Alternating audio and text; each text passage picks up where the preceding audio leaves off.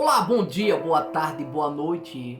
Mais uma vez passando aqui, desvendando algumas curiosidades bíblicas, porque muitas das vezes nós ficamos com aquela curiosidade e temos até muitas das vezes vergonha de perguntar, porque não somos acostumados a ver pessoas tocar no assunto. Mas a pergunta de hoje é essa: o casal cristão ele pode tudo entre quatro paredes? Essa é a pergunta de hoje. Para nos ajudar, nós vamos ver aí duas palestras de dois pastores que vai falar a respeito do assunto. Fica ligado nesse vídeo, comenta, deixa seu like, você que não é inscrito no canal, se inscreve e que Deus venha te abençoar. E vamos crescer junto na fé.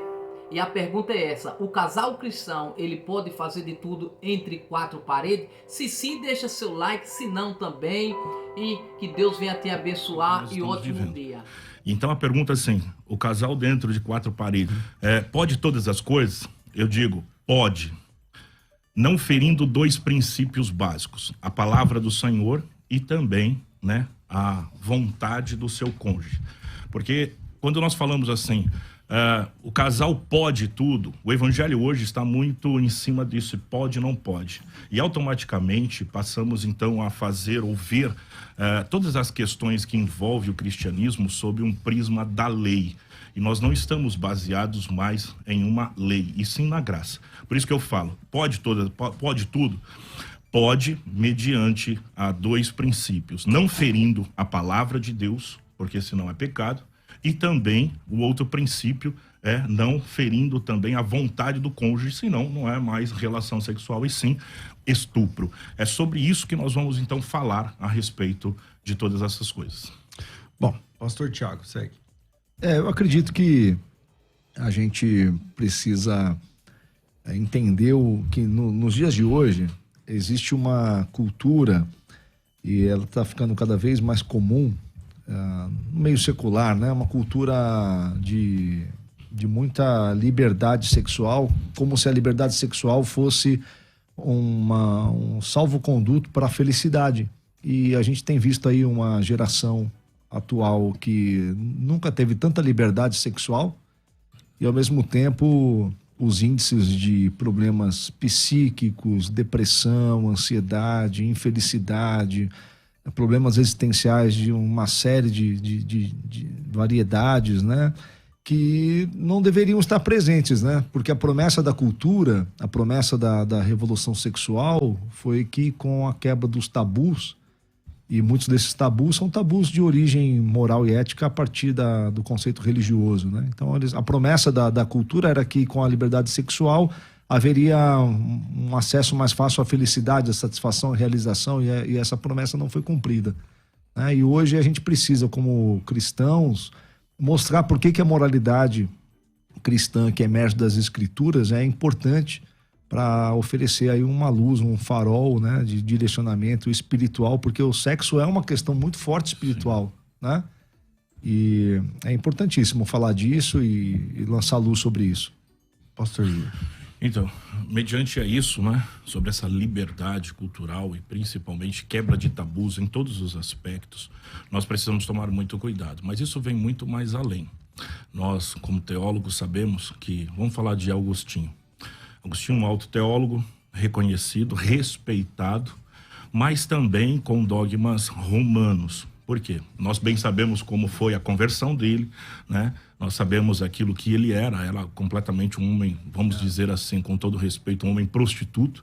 E quando então ele se converte, então quando ele realmente entende, ele vai estudar as leis. E é interessante que ele coloca o sexo como o prazer proibido, né? Justamente por causa do seu passado. Então ele começa a fazer muitas indagações, publicações, e até mesmo isso daí começa a crescer.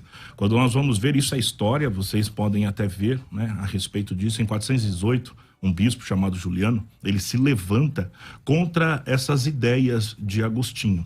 Porque o que ele pensava? E com isso estragou e destruiu muitos casamentos. Porque o sexo, ele é criado, realmente foi criado por Deus. Não só para a procriação, mas também para o prazer, para a alegria. E é isso que nós estamos falando aqui.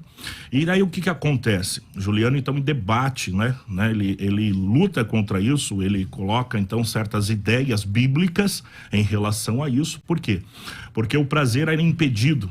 Tudo aquilo que gerava carne ou prazer, alegria no sexo era proibido. Tanto é que você vai ver algumas coisas, alguns editais que a igreja romana, e não estou falando mal da igreja católica, estou falando de culturas passadas, que foi colocada aos certas doutrinas, né, para o dia de fazer o sexo com a sua esposa, ou a relação sexual, que na quinta-feira não se podia realmente se deitar com a sua esposa, justamente em respeito à prisão de Jesus, na sexta-feira em relação à crucificação, no sábado justamente em respeito a Maria, Virgem Maria, no domingo por causa da ressurreição e na segunda-feira também em respeito aos mortos. Então, quer dizer, o casal, né, casado só poderia fazer sexo de terça e quarta, isso quando não estava menstruado. Então essa cultura, ela levou muitas pessoas, levou muito tempo a ser debatida, e aí acontece aquilo que o pastor Tiago está falando, sobre realmente essa quebra de tabus,